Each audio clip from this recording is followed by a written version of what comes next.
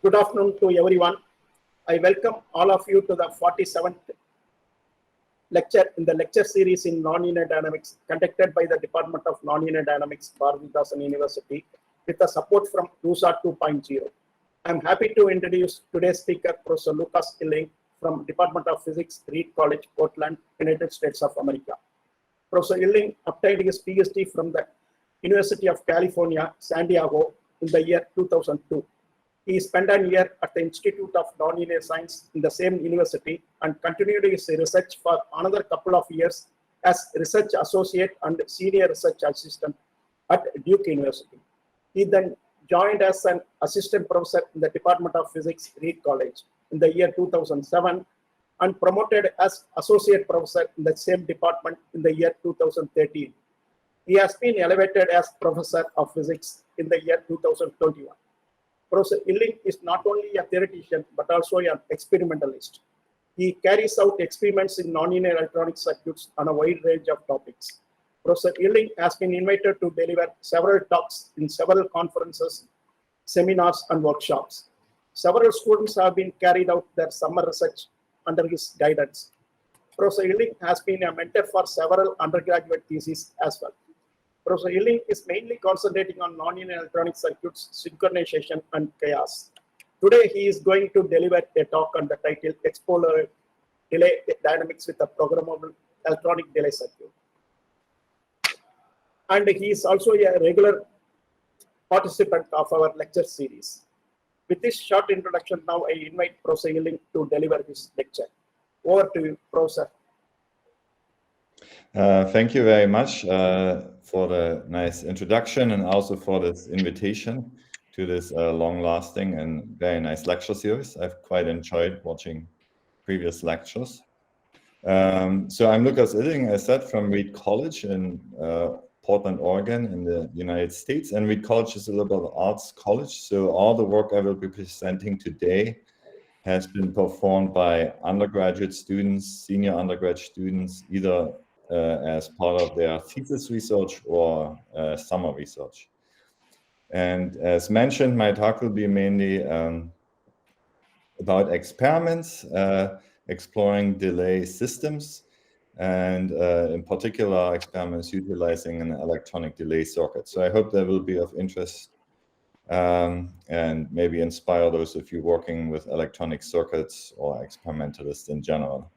So the circuit that is kind of the centerpiece is shown down here on the left is an early prototype, and then on the right is the circuit we use now, which is nicely packaged.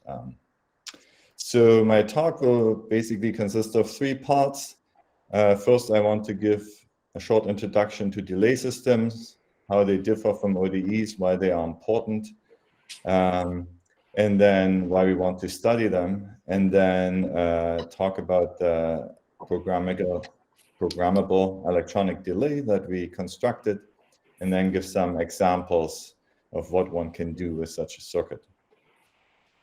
So to start, delay systems are quite ubiquitous in technology and nature. And to see why that is, consider systems that can be subdivided, as is often the case, into interacting subunits. And if a system consists of interacting subunits, then if the timescale of the dynamics of these subunits becomes comparable to the propagation time of information between these subunits, then when modeling these systems, we have to take this propagation delay into account. And propagation delay is, of course, always present, and then it depends on the particulars of particularities of the system, whether it needs to be modeled or not. So an arena where this plays a role is, for example, in control.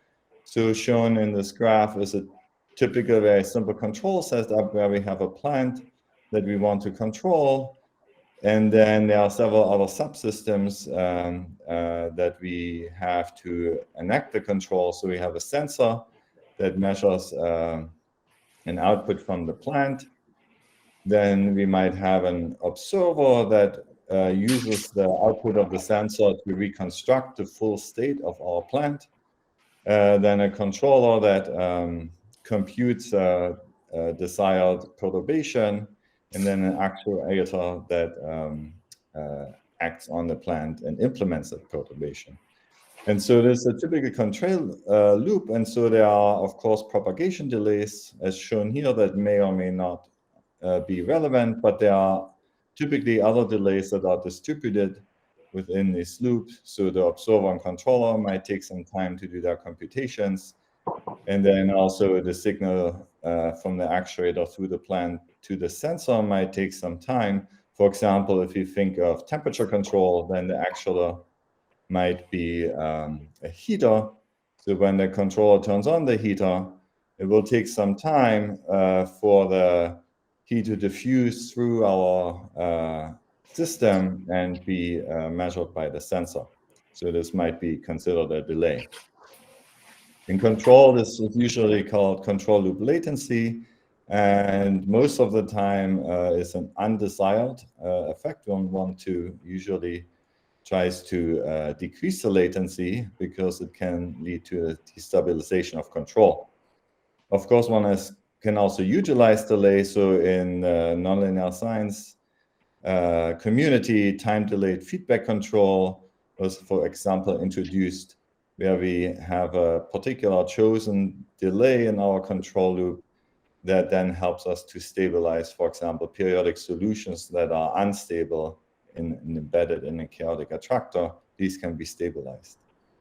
But just as an example of how delay, especially when we are not aware of it, can lead to destabilization, consider the shower problem, which is probably familiar to many of you, and it happens to me when I travel around. So the problem is that when I get in a shower and turn it on in a new place, cold water comes out, and I don't like cold showers, so I'll turn the thermostat, the control, to hot, but then nothing happens, so I keep turning it to hot. But the reason that the temperature didn't change might be due to the fact that there is some delay, and the hot water has to actually travel sometimes through the pipes before it comes out of the shower head. So by the time it comes out of the shower head, it's scalding hot, and so then, of course, one tends to overcorrect and turn the thermostat all the way to cold. And so one can see how this can destabilize the control, how it makes it difficult to reach the desired temperature, unless, of course, one recognizes that there is this delay due to the travel time of the hot water through the pipes.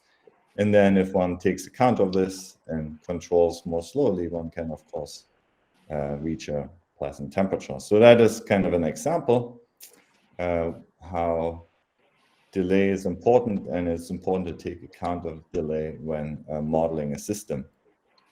So mathematically, as a very trivial example, comparing ODE, an ordinary differential equation, to a delay system, consider this very simple scalar ordinary differential equation, where the rate of change is just proportional with the minus sign to the state itself. It's well known that the solution to this system is just an exponential decay. However, if this is our model, but in actuality there is some delay in our system, so that the proper model would be this delayed differential equation down here, then the solution can have a very different character from this exponential decay. For example, if the delay is pi over 2, one can check by plugging in that oscillatory sinusoidal solution solves this differential equation. And so the character of the solution changed markedly, and therefore, if one predicts based on the ODE, but the system behaves as a DDE, one gets entirely wrong predictions. So, of course, the dynamics might depend on the value of the delay. For example, if the tau is larger, pi over 2, one can actually have exponentially growing oscillations in this case. Another example I would like to give since I've worked with optical systems, are lasers with external feedback. These have been widely investigated. So here's a picture where we have a 2-section laser, And then we have an external cavity set by back reflection of the emitted light from another surface. This might be intentional back reflection, as shown here from a mirror. It might also be unintentional back reflection due to the glass surfaces of a lens, for example. Now, optical systems or lasers with external optical feedback are very important technologically. They can be used for mode selection, or we can have effect tuning of the wavelength of the laser output, or as shown here, one can use it for self-mode locking to create a pulsed laser output. The challenge is that having external feedback, as shown here, can lead to very complex dynamics, and one has to understand this dynamics in detail in order to bring the system, to be sure that the system one builds behaves as desired. And so, for example, in many optical setups in a lab, where one would like to avoid unintentional back reflections, one will see optical isolators, such as the Faraday isolator shown here. Just as an example of the complex dynamics that can arise in such a system, here is a setup due to investigation of a semiconductor laser with external feedback conducted by Ingo Fischer and co-workers. So in their setup, they have a semiconductor laser. The photon lifetime in this laser is on the order of 1 picosecond, and the Kerr lifetime on the order of 1 nanosecond. So that's the typical dynamical timescales of the dynamic system. And then the feedback is simply the back reflection of the light from a mirror. And in this case, spatial separation on the order of centimeters gives us a delay that is comparable to the dynamical timescale. And then again, we have in the experiment, they install an isolator to separate the measurement equipment from the device under study. And what they find is these sub-nanosecond or picosecond type erratic fluctuations. So that's the complex dynamics that's due to this feedback.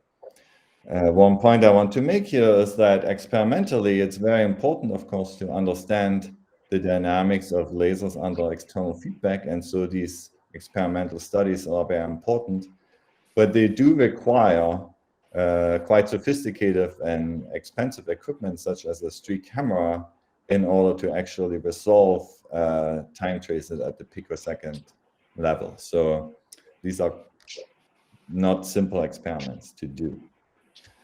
On the other end of timescales are natural systems where delay also can play a role. So an example here is the El Niño Southern Oscillation phenomenon, or ENSO phenomenon. So these are oscillations on timescales of 3 to 8 years. The El Niño part refers to the above average sea surface temperature in the Pacific Ocean, shown here in red, close to South America. And then the opposite end of the cycle would be the La Niña, where we have below average sea surface temperature in the Pacific. And then these temperature variations of the sea surface temperature, of course, coupled to the atmosphere. And so then there are variations of the atmospheric pressure. So that's what the Southern Oscillation part of the name refers to. And of course, pressure variations then have an effect on the weather in the surrounding region. So for example, when I lived in California in 1997, which was an El Niño year, it was always in the news when discussing weather. El Niño was mentioned all the time. So this type of system is, of course, very complex. Detailed understanding requires spatially resolved high-level computer models. But to understand basic mechanisms, it's also valuable to develop simple models. And one class of such models that had been developed are delay models. So here's one of them, by Soares and co-workers. The idea is that there might be feedbacks. So for example, the coupling between the atmospheric phenomena and the sea surface temperature might be located in some region where the coupling is particularly strong. And then the state of this region can feed back to itself with some non-negligible delay due to wave propagation. So that was proposed here, where there is a negative delayed feedback due to waves propagating along the thermocline to the west, and then reflecting back and influencing the state of the system in this interaction region sometime later, 3 to 8 months later. So a particular instance of such a delay model is the one by Jill, shown down here, where the state H in this region, the rate of change of the state depends on the state sometime tau ago. And then in addition, we see there is annual driving. So there's a term representing the annual variations.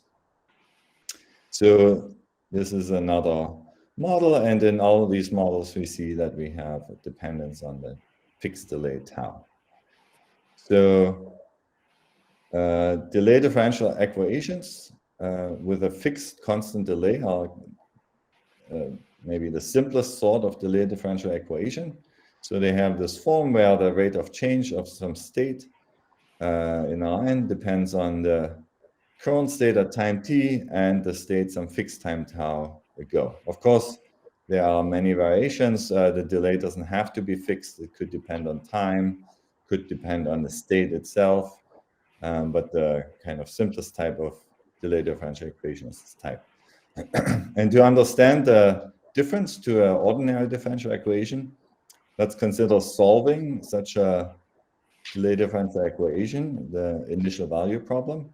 And so one way to do that is by the method of steps. And the idea is that we solve the system in steps of tau, where, for example, in the first step, we construct a solution in the interval 0 to tau, where the state x is then just given by psi, and that is the solution of an inhomogeneous ordinary differential equation, which is just our DDE written as an ODE, where we insert, instead of the delay term, we insert a known history function. So that's a known input. And the history function is just the value of x at the previous interval, 0 minus tau. So once we specify this history function, we can solve the ODE, obtain a solution in the next interval, and then we can proceed by steps. And thereby, because this is an ODE, get a unique solution. And so what this demonstrates is that in order to get a unique solution for these type of DDEs, we need to specify a history function. So the values on the entire time interval 0 to minus tau. And the implication of this from a theory side is that the state space of a DDE is infinite dimensional.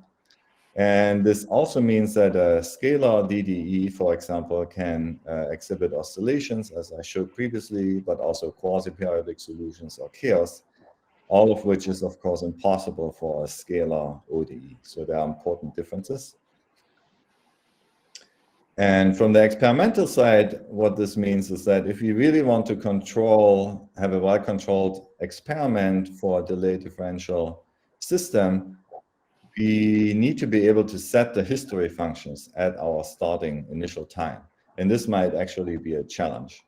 So in many experimental investigations with delay systems, this is impossible, but often it doesn't matter because in many cases, we are interested in the asymptotic behavior of these systems. And then by definition, that's the long-time behavior that's independent of the initial state.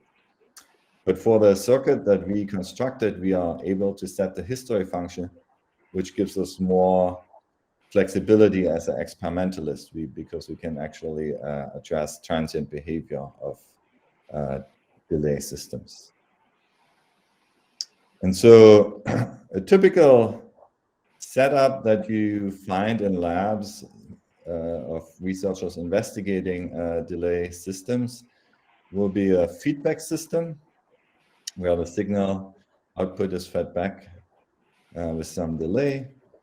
And as an experimentalist, typically what we would like to control are at least 4 things. One is the nonlinearity, because the type of nonlinearity strongly influences the dynamics that is produced by the system. We want to control the gain, because that controls the energy input to the system, and therefore often the complexity of the dynamic that one observes. Of course, we need to control the delay.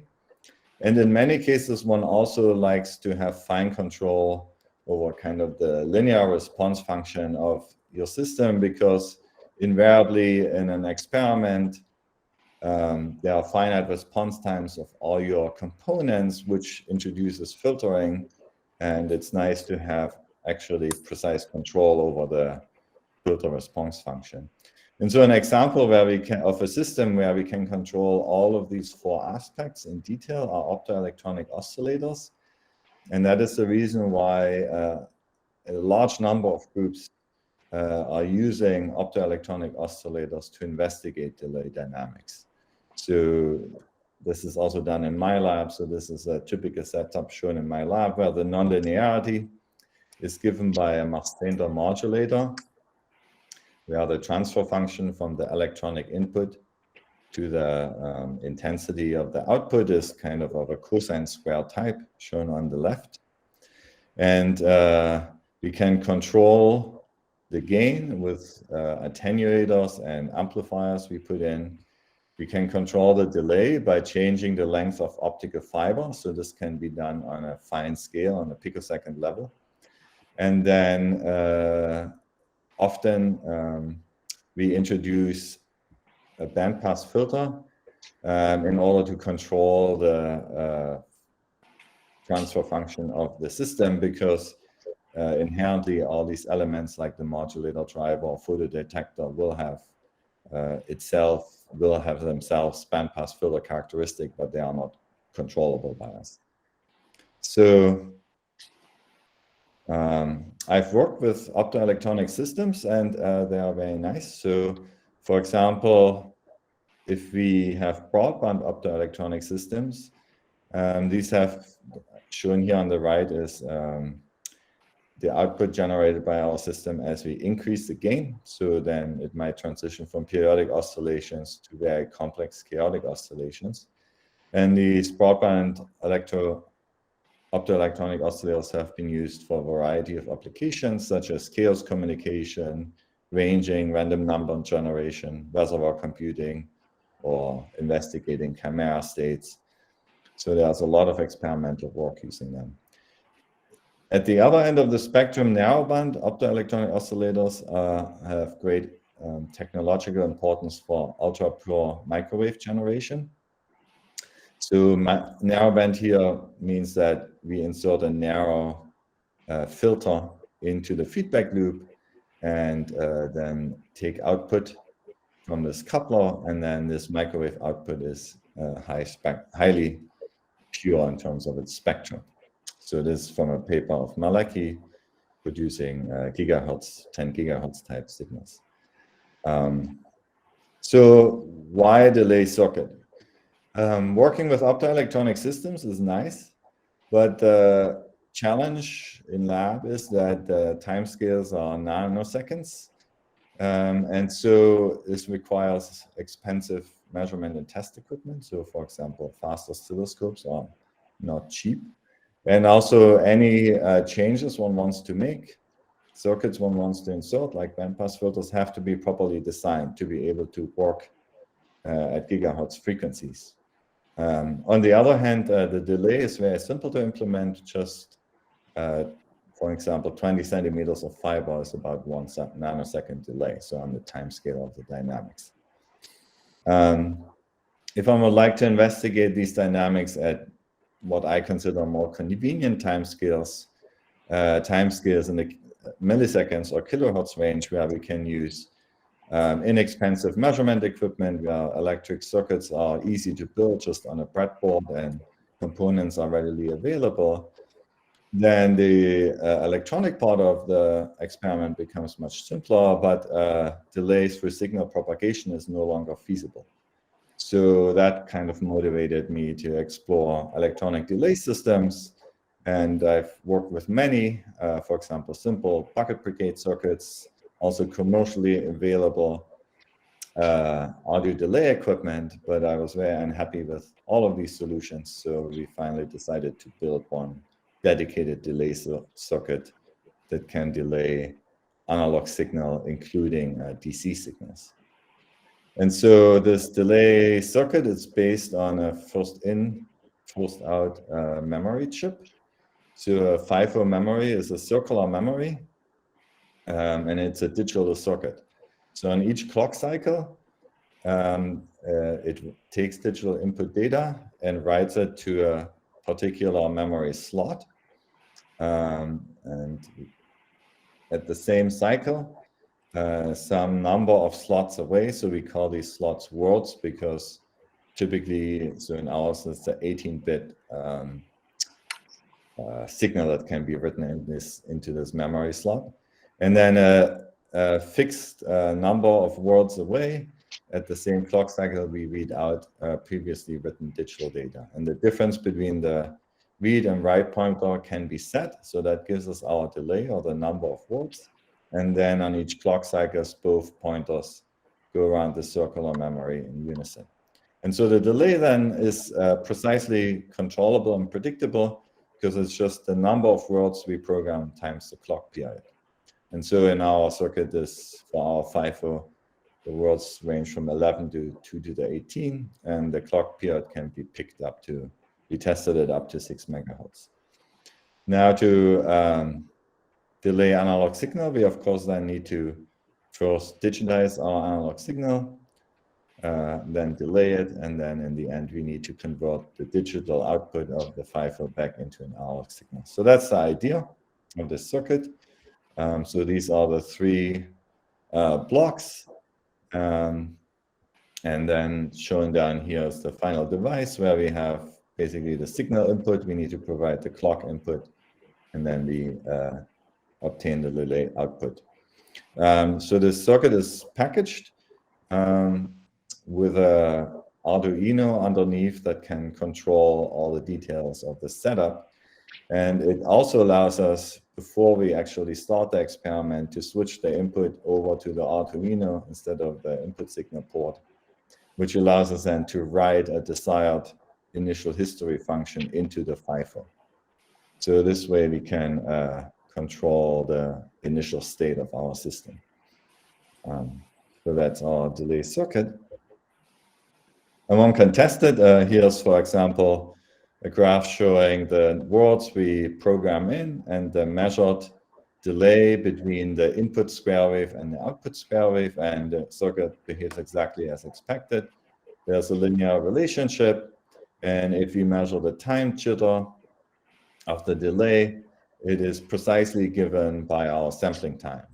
So of course the circuit cannot know whether square wave transitions from low to high in between two samples. So that is the only jitter that we measure in our circuit.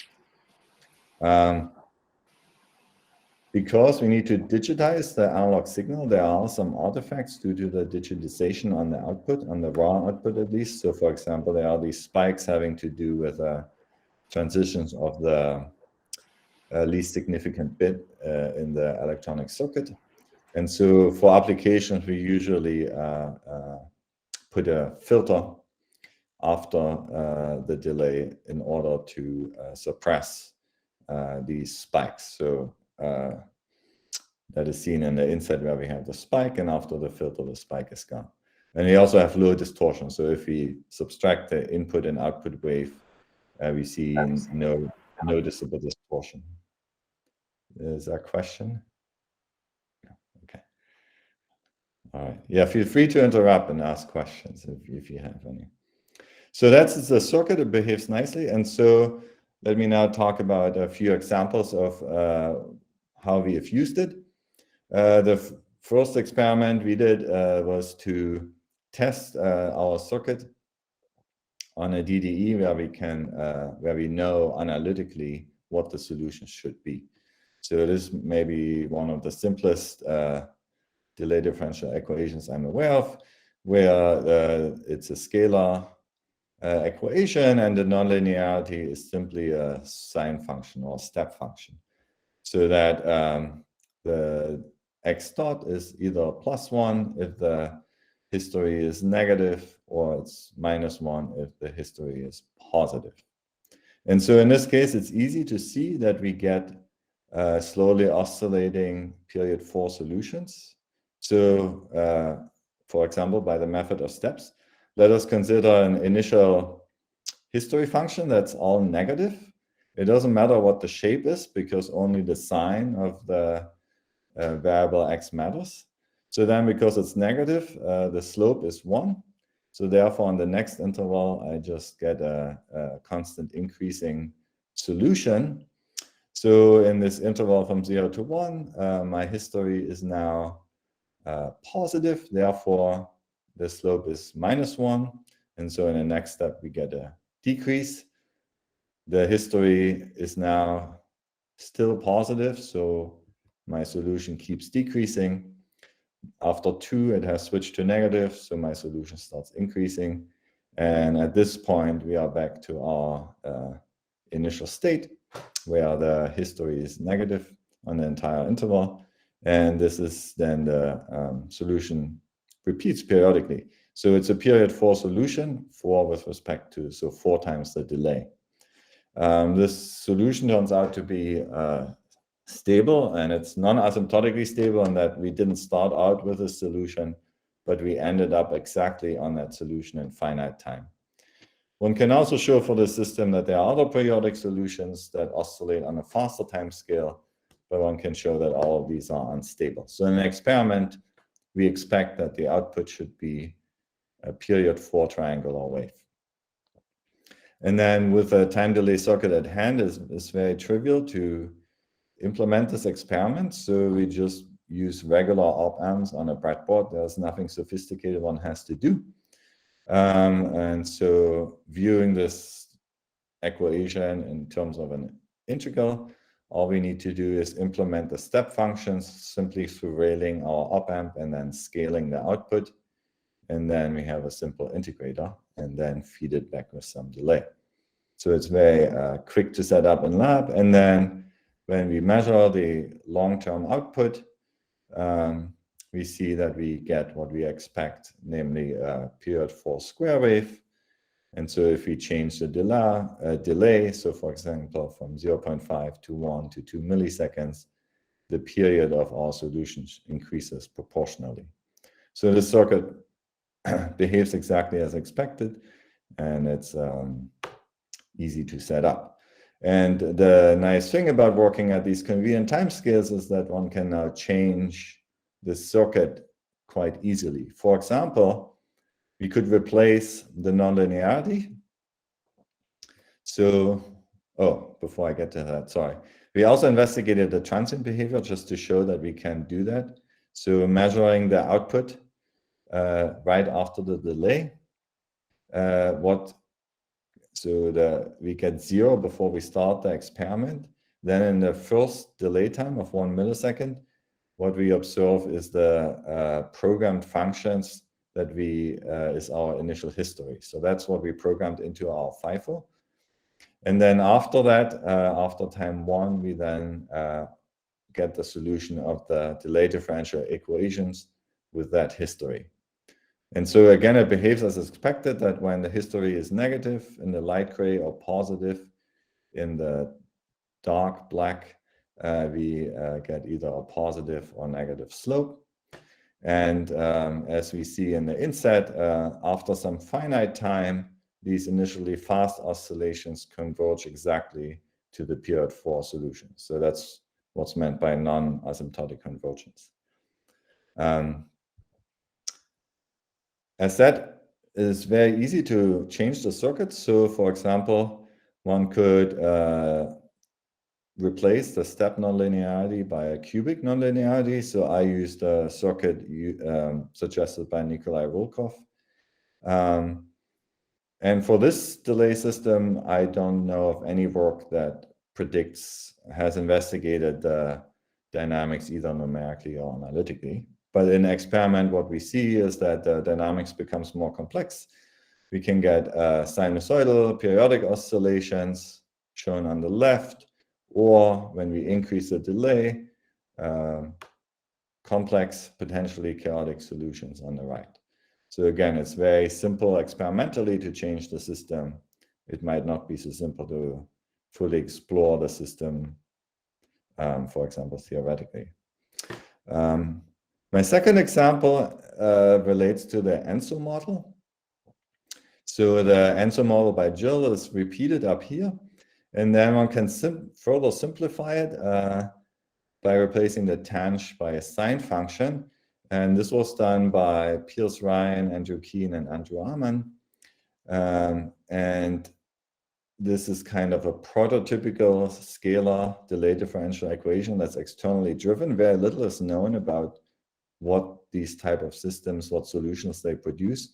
And the nice thing about this sine type nonlinearity is that they can find bifurcations analytically. So the system then becomes analytically treatable.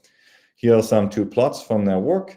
These are numerical plots where on the y-axis we have the delay. On the x-axis we have the amplitude of the driving signal. And shown is our two plots, one where we increase the amplitude of the drive and one where we decrease the amplitude of the drive. So we can see the variety of behaviors observed. So there are locking regions where the solution locks to the drive.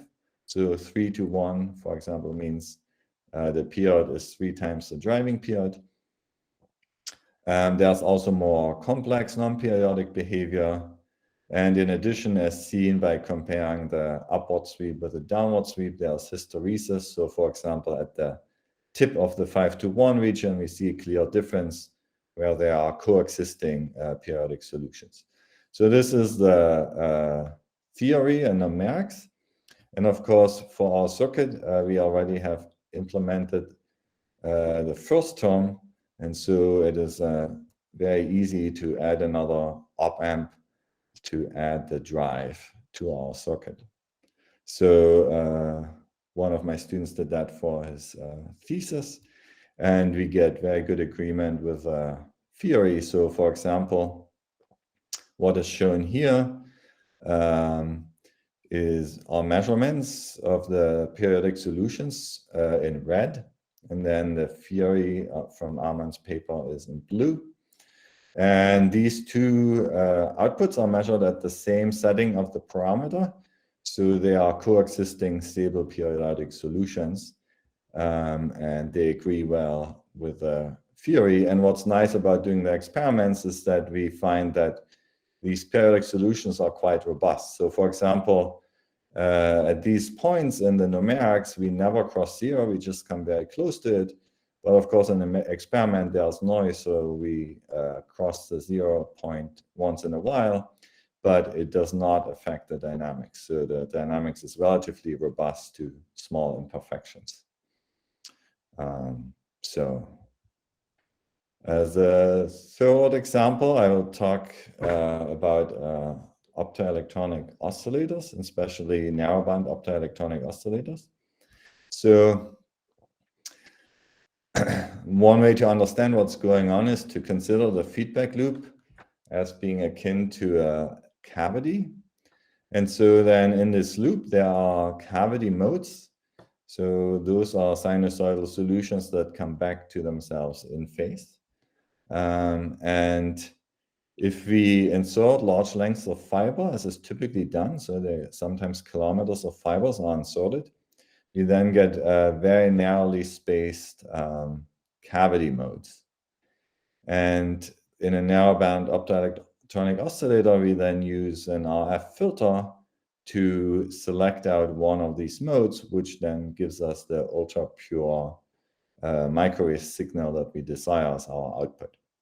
Now, this basic idea is, of course, not really the greatest model. A much better model is this delay differential equation, where the left-hand side represents the bandpass filtering. It's a simple two-pole bandpass filter, but it has been shown that this is often sufficient to explain everything that's observed in experiment. And then the right-hand side, we have the gain gamma. The nonlinearity is of cosine square type, as I mentioned. And then x tau d is the delayed signal that propagates around the fiber mode. So that's the model one investigates. And it's been known that there's an issue with these type of ultra poor sine wave generators, that if we want to increase the output power of the desired signal by increasing the gain, there's an upper limit, because if we increase the gain too much, then the nonlinearity and time delay interact and will lead to very complex dynamics. And so there's theory, and we also want to conduct some experiments, but in order to make the measurements simpler, we kind of slowed down the system, because all that matters is really the ratio of timescales. And so we want to work at slower timescales to get better, more precise measurements. And so that necessitated an electronic delay instead of the fiber. So here's a numeric or theoretical prediction. What is shown is a plot where on the x-axis we have the delay, on the y-axis we have the feedback gain, and then the shaded regions correspond to the modes that oscillate. So these are periodic solutions.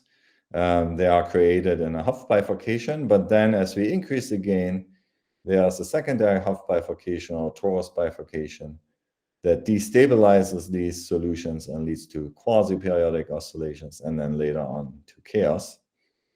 And also there are regions where these mode solutions overlap, so we have coexistence of modes that one also has to be aware of. So there can be many overlapping periodic solutions. And so we want to compare how well the model corresponds to an actual measurement in a system. And so the one measurement we did was to increase the delay, just to check out whether we see coexistence and whether the predictions correspond to what we measure. So shown here is the measured frequency. As we increase the delay, we have the filled triangles, and as we decrease the delay, we have the open circles. And so we see that for one, the lines are the theory, and then the symbols are the measurements, that they agree very well. And also that in the region, for example, around tau equal to 22 or so, so right here, where we have the overlap of the purple and the yellow, we have a bistability of two modes, a lower frequency and a higher frequency mode, just as we would expect. Of more concern is, of course, changing the feedback gain. So when we pick a particular mode and change the feedback gain, we also find very good agreement of our experiment and theory showing that the two-pole bandpass filter model is really sufficient. So shown here in the red dashed line is a second-order perturbation theory, and then the gray are the experimental results. And so what we see is a Hopf bifurcation. So shown is here the amplitude as a function of the loop gain. So there's a threshold below which there is only a steady state solution, and then we get a sinusoidal oscillation, the amplitude of which grows. And in the beginning, so for instance at this blue curve, these are very pure sine wave oscillations. As we increase the gain, these sine waves become less pure, so we have higher harmonics and get slightly distorted solutions. And then exactly at the predicted threshold of the secondary Hopf bifurcations, the periodic oscillation become unstable, and we see quasi-periodic oscillations. So, and the inset we show for a gain of about 4.2 a Poincare section of a delay embedding of our solution, showing that the solution really evolves on a torus. So this would be a cut through the torus sideway. And so again, this agrees with our predictions. So those are the 3 examples I want to show. That basically ends my talk. So what I try to convince you of that is the study of delay system is nice to have 2 complementary ways to investigate them. One at the technologically relevant fast timescales, but it is often useful to also work at more convenient timescales where we can use inexpensive and flexible electronics. And so for that reason, we then built this programmable electronic delay, which achieves the desired goal. I also list some references. So the electronic delay is described in this article in American Journal of Physics. And then the narrowband, the dynamics of a narrowband optoelectronic oscillators is in this PRE article. And there's more work on optoelectronic oscillators that we've done previously listed here as well. Other questions? Thank you, Professor. Thank you. So now the session is open for questions, clarifications.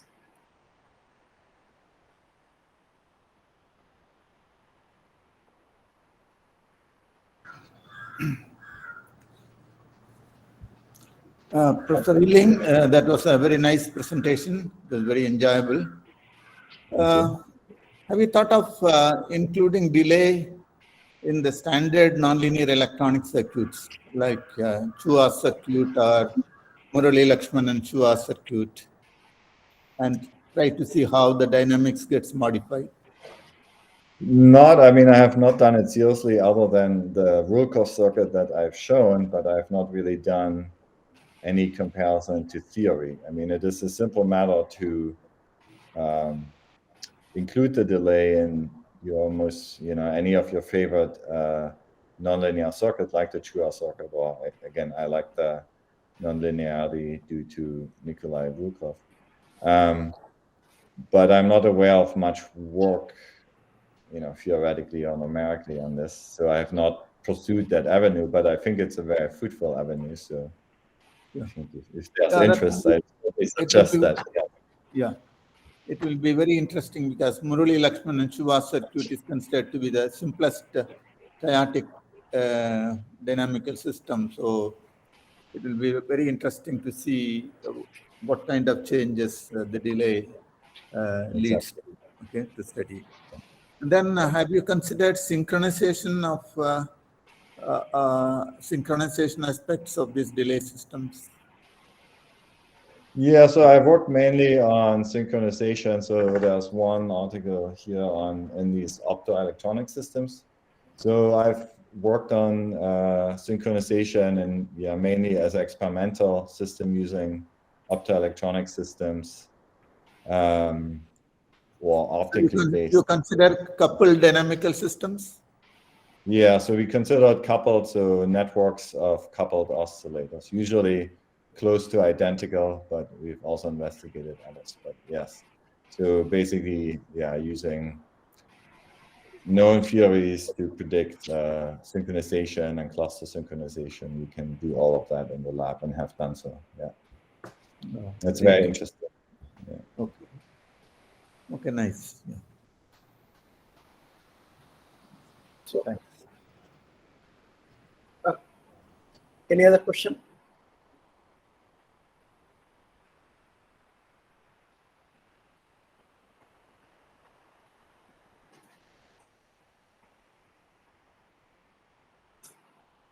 Or you need some clarifications, students?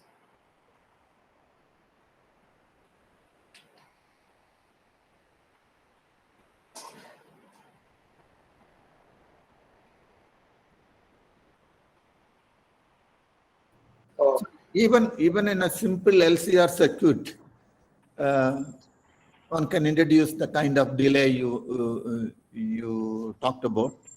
So Yes. an LCR circuit, if you introduce delay, what happens to the limit cycle? Forced LCR circuit.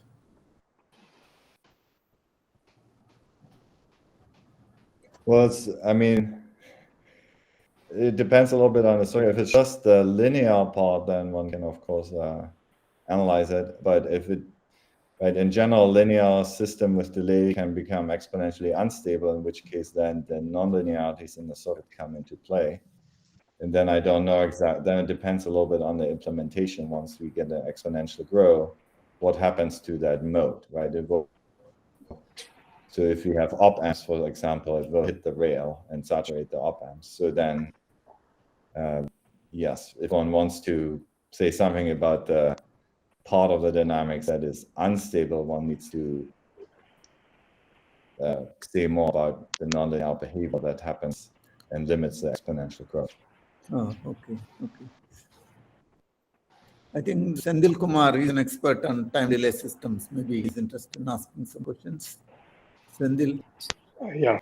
Hi. Yes, Professor Ilan. Yeah, it was a nice talk and very informative one. I'm curious to know whether one can include a distributed delay, construct maybe electronic circuit equivalent for distributed delay. Our circuit was not designed for distributed delay or really state-dependent delay, although state-dependent delay we in principle can implement. But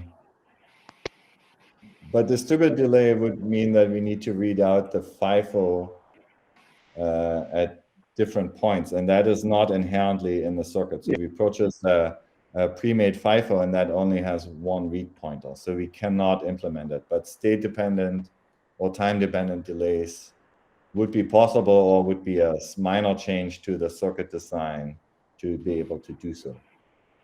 Yes. And so again, using electronic circuit, it's not possible to construct. Is it so? Or? Well, I think if one wants really distributed delay, that where we have access to the state in the entire delay, not just at the endpoints, then I think that FIFO is not the right solution. You would have to think about a different approach.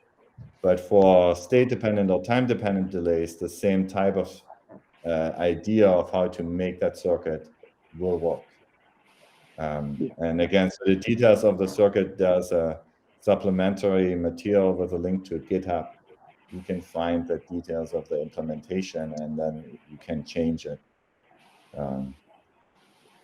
to implement, desired features. Right. Okay. Yeah. Thank you. Sorry. So, any other question from the student side?